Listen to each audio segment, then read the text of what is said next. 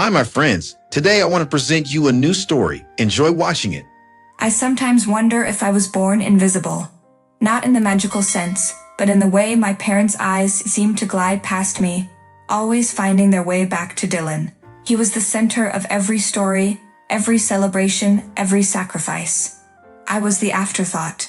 When I turned 16, I had dreamed of a small gathering with friends at the local diner. Nothing extravagant, just laughter over greasy pizza and the feeling of being seen. I dropped hints for months, even left the diner's flyer on the fridge door. The night finally came, and I found myself alone in my room with a single slice of takeout pizza and a paper candle I cut from a magazine. The same year, Dylan received his first electric guitar. I still remember my father's booming pride. This boy is going to light up stages. That guitar became his crown, and with it, my silence grew louder. One evening, I dared to ask my mother, "Why didn't you come to my debate finals?" I won.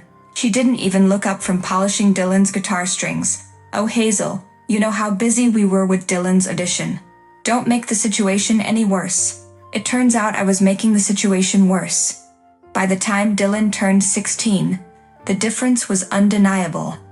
My parents rented out a hall, decorated it with banners, and even hired a DJ. When they unveiled a used car tied with a giant red bow, I clapped along with everyone else, my palms stinging as if applauding my own erasure.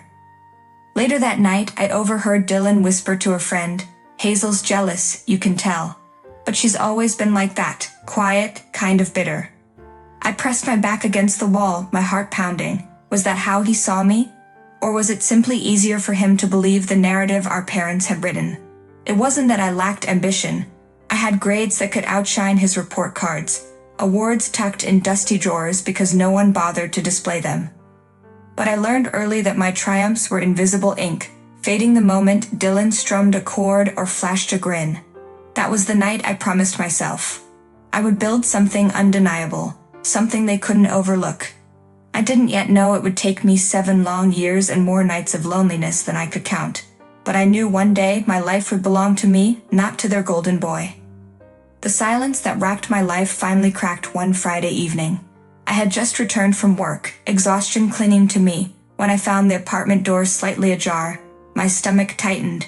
Inside, laughter spilled from the kitchen, my parents' laughter, and Dylan's. I froze. He was leaning casually against my counter, sipping from my mug as though he owned the place. My mother beamed at him, dangling a shiny key from her hand. "Isn't it perfect?" she said. "Now Dylan has a space for his band rehearsals.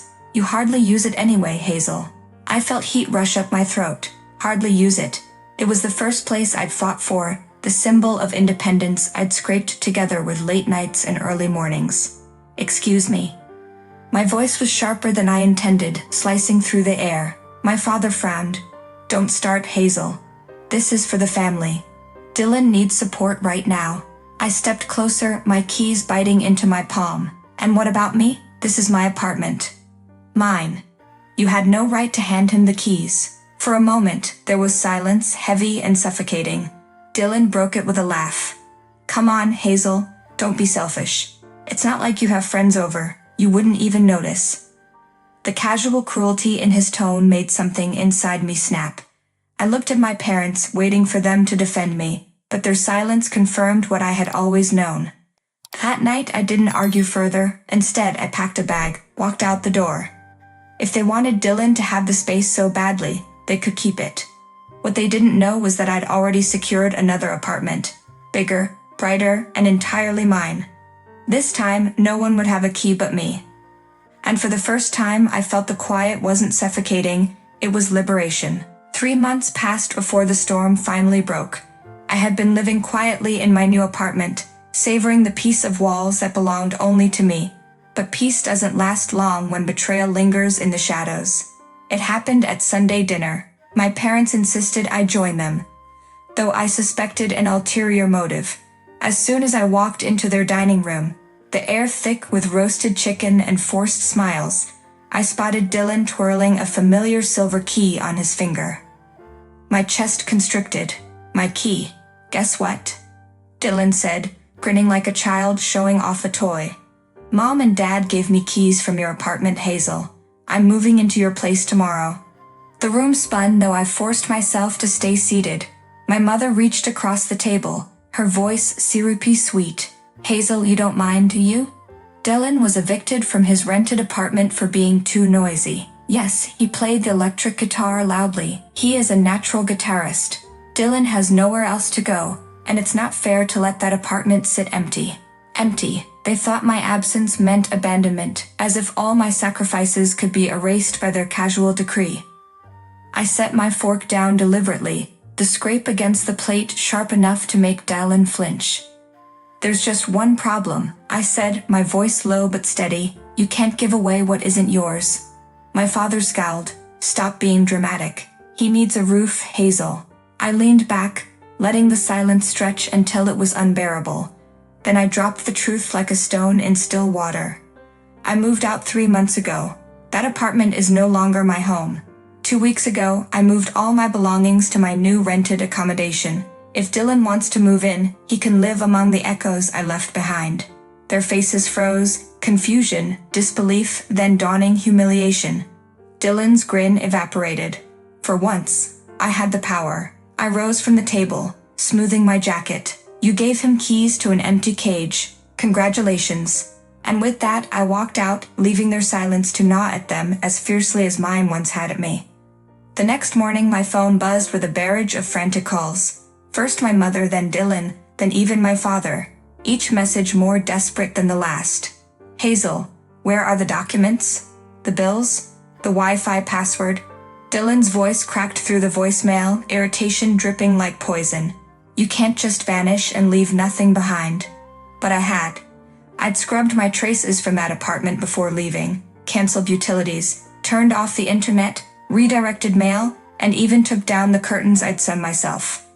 By the time Dylan stepped through the door with his shiny stolen key, he found bare walls and silence, not the comforts he expected.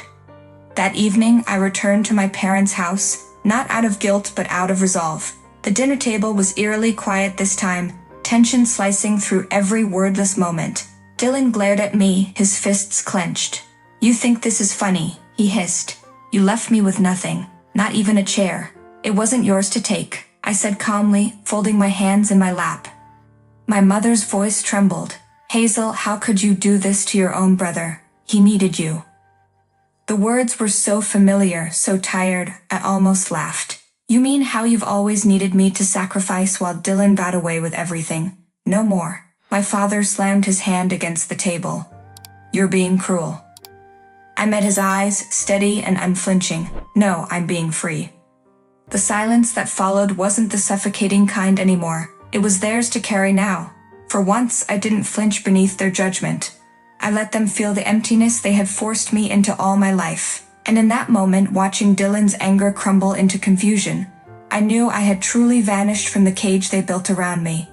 Weeks passed in silence. I expected Dylan to return angrier, armed with fresh accusations, but instead he showed up at my new apartment one rainy evening, guitar case in hand. "I started therapy," he blurted, rain dripping from his hair. His voice was smaller than I'd ever heard. "Turns out I've been playing the wrong tune all my life." I crossed my arms, cautious. "And now?"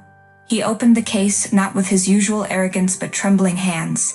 Inside wasn't the guitar I loathed, it was empty. "I sold it. I'm done drowning myself in noise. I want to try something different. Maybe start over with you." The old part of me wanted to slam the door, but another part, the one that remembered how badly I once wanted to be seen, softened. "I don't forgive easily," I said. "I don't expect you to," Dylan replied, his eyes damp with something more than rain. "But I'm ready to listen." For the first time, his silence wasn't threatening, it was hopeful. And in that fragile pause, I realized even broken songs can find new melodies. Friends, what do you think of this story? Write your opinion in the comments. Would you like more stories? Don't forget to subscribe and hit the bell button so you don't miss any videos. See you tomorrow.